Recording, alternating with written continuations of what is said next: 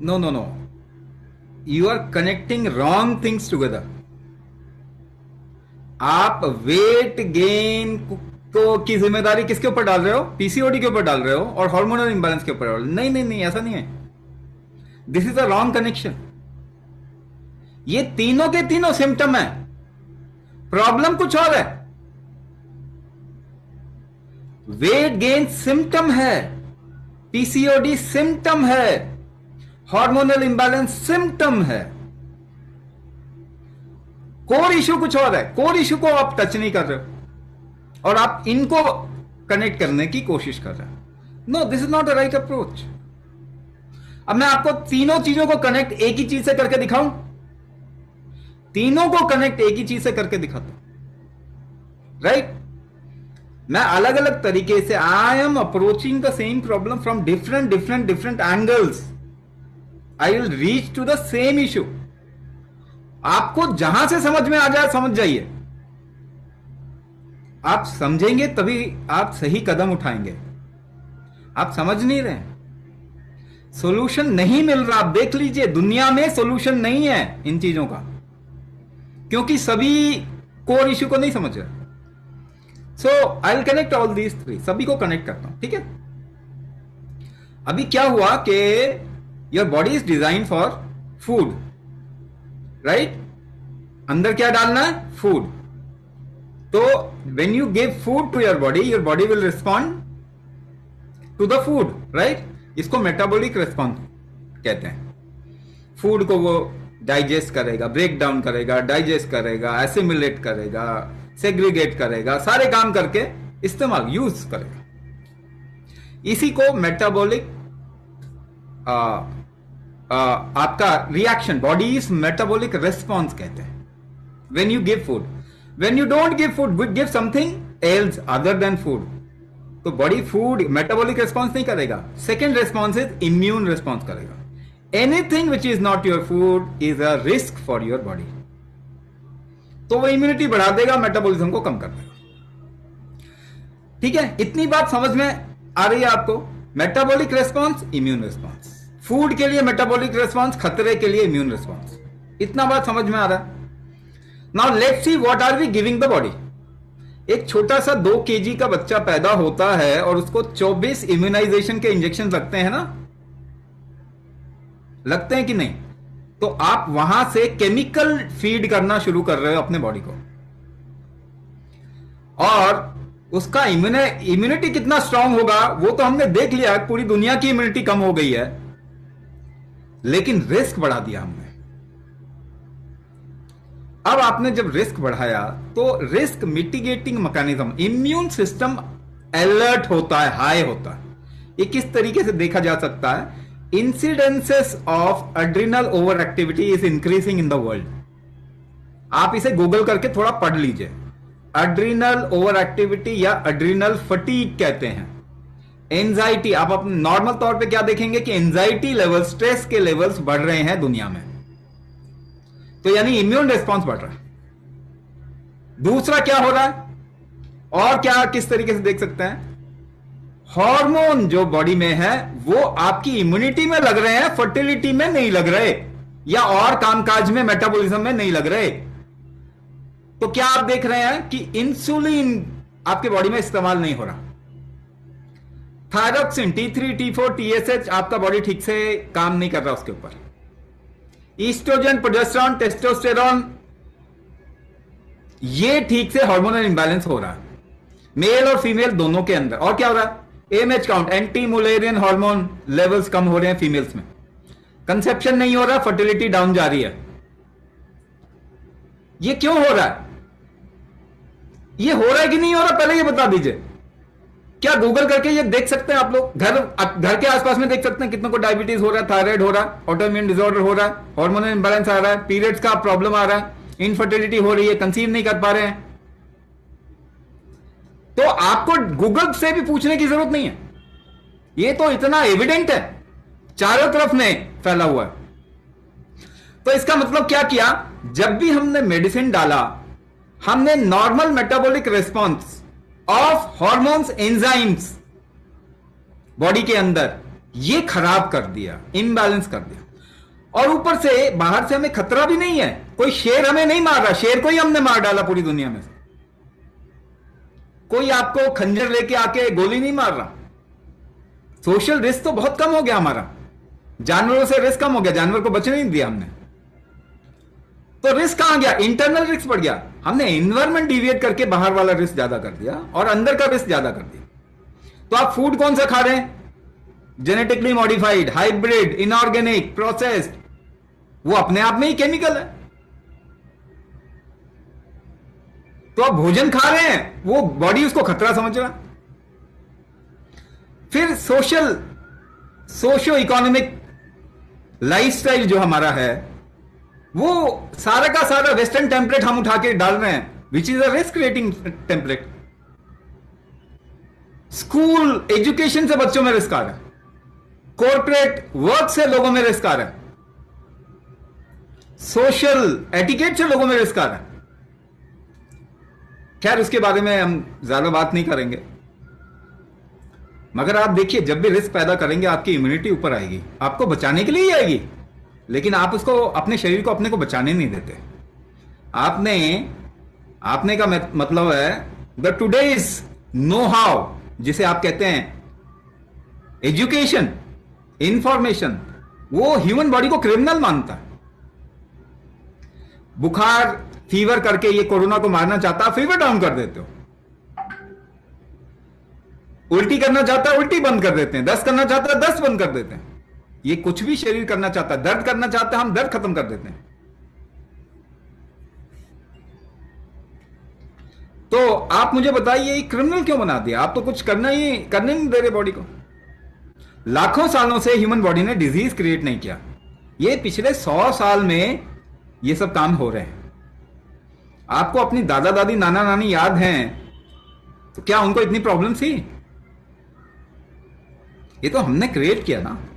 तो metabolic response, immune response जब बढ़ा रहेगा और वापस बॉडी इसको डाउन करना चाहेगा, क्योंकि हमेशा खतरा तो नहीं रखना चाहता बॉडी अपने अंदर, तो मेटाबॉलिज्म को बढ़ाने की कोशिश करता है, इम्यून को डाउन करने की कोशिश करता है, लेकिन फिर आप एक दूसरी गोली खा लेते हैं, फिर कुछ ऐसा खा लेते हैं जिससे इम्यून रिस्पांस ऊपर चला जाता है, मेटाबॉलिक रिस्पांस नीचे आ जाता है।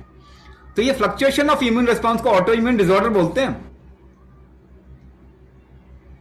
ऑटो इम्यून डिसऑर्डर, आपको मालूम है क्या कि type 1 diabetes, even type 2 diabetes में ऑटो इम्यून डिसऑर्डर का एक बहुत बड़ा हाथ है? क्या आपको मालूम है थायराइड में ऑटो इम्यून डिसऑर्डर का बहुत बड़ा हाथ है? क्या आपको मालूम है कैंसर, हार्ट डिजीज, इन सब में ऑटो इम्यून डिसऑर्डर का बहुत बड़ा हाथ है? अब जब आप वो गोली खाते हैं तो आपका शरीर उसको निकालना चाहता है, केमिकली नहीं, हर तरीके का केमिकल आपका बॉडी निकालना चाहता है। आप 500 मिलीग्राम के पैरासिटामोल खाते हैं या मेटफॉर्मिन खाते हैं, 498 मिलीग्राम आपका शरीर निकाल देता है। कैसे निकालेगा? ओवर वर्क करेगा, ओवरलोड काम करेगा, लिवर एक्स्ट्रा वर्क करता है और किडनी के थ्रू निकाल देता है। अब मुझे बताइए, किडनी से अगर आप केमिकल निकालने का ही काम लेंगे तो किडनी डिजीज बढ़ेगा कम होगा? तो किडनी डिसऑर्डर बढ़ रहा है, कम हो रहा है दुनिया में। अगर नहीं समझ में आ रहा तो केवल एक डेटा ढूंढिए गूगल में जाके। क्या डेटा ढूंढना है? डायलिसिस सेंटर दुनिया में कितने बढ़ गए 1 साल के अंदर, केवल इतना डेटा ढूंढ लो, आपको पता चल जाएगा किडनी का क्या हाल हो रहा है दुनिया में। तो कहने का मतलब, ओवरलोड करेंगे तो ये काम होता ही है, लेकिन लिवर भी बेचारा कमजोर हो जाएगा। अब आपका इंसुलिन जो है लिवर में आके गिरता है, लिवर कहेगा कमजोर हो गया जी, अभी काम नहीं करूंगा, काम कम करूंगा, तो इंसुलिन वो लेगा नहीं, तो इंसुलिन बाहर रहेगा। बाहर का मतलब ब्लड में, ब्लड के थ्रू ही ट्रांसपोर्टेशन होता है। फीमेल में ब्लड का काम कहां ज्यादा होता है? ओवरीज, यूट्रस, फिलोपियन ट्यूब, और वहां पे ब्लड का काम ज्यादा होता है तो इंसुलिन भी वहां ज्यादा मिलेगा, क्योंकि ब्लड में इंसुलिन का लेवल हाई है। हाइपर इंसुलिनीमिया, डेटा ढूंढ लीजिए गूगल करके, क्या ये बढ़ रहा है, कम हो रहा है? इंसुलिन का एक काम क्या है? ग्रोथ करवाना, तो वहां पे वो ग्रोथ करवा देगा, यानी गांठे करवा देगा, सिस्ट करवा देगा। इसे कहते हैं पॉलीसिस्टिक ओवेरियन सिंड्रोम और डिजीज, पीसीओडी। सिंड्रोम क्यों कहते हैं? क्योंकि मालूम ही नहीं क्यों होता। किसी भी चीज के आगे सिंड्रोम लगाए तो इसका मतलब है किसी को नहीं मालूम क्यों होता। ऐसा नहीं है, एलोपैथी को नहीं मालूम क्यों नहीं होता, बाकी को तो मालूम भी है। तो पीसीओडी हो गया, क्यों हुआ? मैंने कनेक्ट करके डॉट्स देखिए। अच्छा, मेटाबॉलिज्म वीक हो गया, डाउन डाउन डाउन जा रहा है, इम्यून हाई हाई हाई जा रहा है। मेटाबॉलिज्म से क्या बनता है? मेटाबॉलिज्म से आपकी बॉडी में एनर्जी जाती है, जिसे हम कहते हैं ग्लूकोज या फैट बना रहा है आपका शरीर, फैट को इस्तेमाल कर रहा है या ग्लूकोज को इस्तेमाल कर रहा है, ये दोनों ही मेटाबॉलिज्म का काम है। एक और काम है मेटाबॉलिज्म का, प्रोटीन बनाना, प्रोटीन चेन बनाना। जो आप प्रोटीन खाते हो ना, प्रोटीन खिला रहे हैं ना आपको 25 साल से, आपका शरीर कोई प्रोटीन इस्तेमाल नहीं करता, मालूम है आपको? उसको ब्रेक डाउन करके अमीनो एसिड्स में ब्रेक करता है, अपने हिसाब से प्रोटीन बनाता है। बॉडी खुद का प्रोटीन खुद बना सकता है। क्या आपको मालूम है फैट से बॉडी प्रोटीन बना सकता है? क्या आपको मालूम है आपके बॉडी में जो फैट है उससे प्रोटीन बना सकता है आपका शरीर? तो आप प्रोटीन ना भी खाएंगे तो भी बॉडी को प्रोटीन मिल जाएगा आराम से। प्रोटीन, हॉर्मोन्स क्या हैं? जब आप कहते हैं हॉर्मोन्स, वो हैं क्या? वो प्रोटीन चेन ही है। हार्मोन क्या है? प्रोटीन चेन ही है। तो जब आपका मेटाबॉलिज्म वीक होता है तो आपका बॉडी हार्मोन भी नहीं बना पा रहा। हार्मोन ट्रांसपोर्टेशन का भी काम करते हैं, फ्लो होता है हार्मोन। हार्मोन कई चीजों को इधर से उधर ले जाते हैं, जैसे इंसुलिन। इंसुलिन ग्लूकोज को इधर से उधर ले जाता है, ट्रांसपोर्टेशन का भी काम करते हैं। हार्मोन बहुत सारे ग्रोथ का भी काम करते हैं। तो हार्मोन तो बन ही नहीं रहे आपके बॉडी में, तो हार्मोन इंबैलेंस नहीं आएगा क्या? दूसरी बात क्या है? फ्लो नहीं हो रहा, क्योंकि इंटरनल प्रेशर ठीक नहीं है बॉडी का, जिसे वात दोष कहते हैं आयुर्वेद में। तो फ्लो नहीं हो रहा, हार्मोन इंबैलेंस नहीं होगा क्या? एक और चीज बता रहा हूं आप लोगों को, जरा सा समझ जाइए इसको, क्योंकि पीसीओडी की बात की है और हार्मोन इंबैलेंस का बात किया। तो एक बात समझिए, आप दर्द की दवाई खाते हैं ना, सबके घर में होगा, सबके घर में दर्द की दवाई थोक के भाव में पड़ी रहती है, अलग अलग दर्द की दवाई।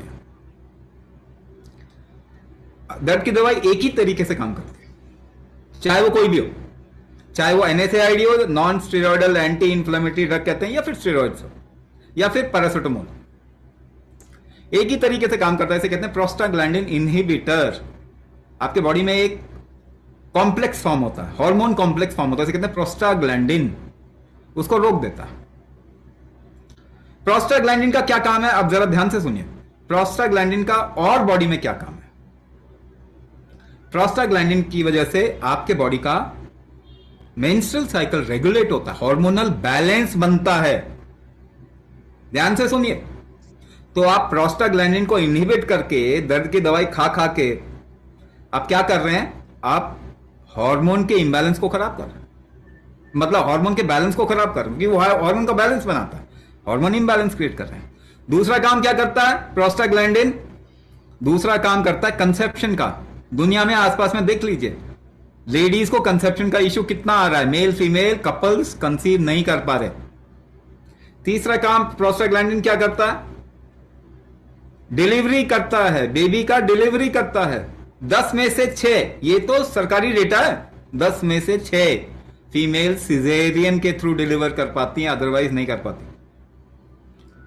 असली डेटा इससे ज्यादा है, 80% फीमेल इस वक्त में नॉर्मल डिलीवरी नहीं कर पाते। तो प्रोस्टाग्लैंडिन इनहिबिट करेंगे, फिर कहेंगे नॉर्मल डिलीवरी नहीं हो रही, तो अपने सर पे डंडा मारने के बाद में दर्द होगा, कहेंगे अरे दर्द हो रहा है, तो नहीं बोलना चाहिए ना ऐसा। तो क्रिमिनल बना दिया है हमने अपनी बॉडी, ह्यूमन बॉडी को, और इसको साइंस भी बोलते हैं साथ में। कमाल की बात है। बॉडी को टॉर्चर करने को जब आप ट्रीटमेंट या साइंस बोलने लग जाएंगे तो फिर कौन बचा सकता है? तो असली चीज कहां पे क्या करना है भाई? इतना सारा बता दिया, ठीक कैसे होगा? श्लेष्म शुद्धि चिकित्सा। सबसे पहले बॉडी की 6 मेटाबॉलिक स्ट्रेंथ को बढ़ाना। देह बल, दोष बल, धातु बल, अग्नि बल, मनोबल, ओजस बल। इससे 7 तरीके क्वालिटीज ऑफ टिश्यू फॉर्मेशन आपके बॉडी में सही होगा। रस, रक्त, मांस, मेद, अस्थि, मज्जा, शुक्र। शुक्र स्पर्म एंड ओवम है। जरा डेटा निकाल के देखो गूगल में। Low sperm count, bad sperm motility, sperm morphology, sperm high, sperm mortality, ऐसे शब्द जरा सुनिए, गूगल करके देखिए। दुनिया में ये ड्रास्टिकली हाई हो गया। एक क्वालिटी खराब हो रहा है। हमारे जो बच्चे पैदा हो रहे हैं बचपन से बीमार हो रहे हैं। 2 साल 3 साल की एज में उनको टाइप 1 डायबिटीज हो रहा है। एडीएचडी का तो पूछो ही मत, 10 में से 6 बच्चों को एडीएचडी है, attention deficit hyper activity disorder. Auto immune disorder drastically बढ़ रहा है। 13 साल 12 साल 13 साल 14 साल की बच्चियों को थायराइड का इश्यू आ रहा है। क्यों आ रहा है भाई, किस लिए आ रहा है? कोई दवाई ठीक कर सकती है? दवाई से हुआ, ये ठीक कैसे हो जाएगा? तो पहली बात, अपने बॉडी को क्रिमिनल ना बनाए। बॉडी के मेटाबॉलिक रिस्पांस, इम्यून रिस्पांस को स्ट्रांग करना होगा। ये 6 लेवल पे मेटाबॉलिज्म बढ़ाना होगा। ये 7 तरीके के टिश्यूज जो हैं उनकी क्वालिटी को ठीक करना होगा। जब आपका शरीर अपने फूड को ठीक से यूटिलाइज करना शुरू कर देगा, तब आप देखेंगे कि आप फैट रिड्यूस करेंगे, मगर वो वाला फैट जबरदस्ती वाला रिड्यूस नहीं करेंगे। कुंभक जो कर रहा है वो पतला नहीं हो सकता, वो कभी भी मोटा नहीं हो सकता। मैं 106 किलो से ज्यादा का था, उसके लाइफ में वो मोटापा नहीं आ सकता जो कुंभक करेगा। जबरदस्ती से मोटापा कम करने वाली जरूरत नहीं है। आप जितना मर्जी खा सकते हो। मैं जितना घी पी लेता हूं उतना आप सोच के हैरान हो जाओगे। घी पीने से फैट नहीं बढ़ता कभी भी। घी पीने से फैट कम हो जाता है बॉडी का, रिस्क कम होने के कारण। हम आपको घी पिला के कम कर सकते हैं आपका फैट बड़ी आसानी से, बिना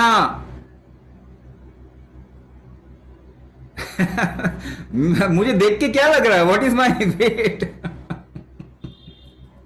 my weight is perfect, it never goes up, और I try to eat more than normal people.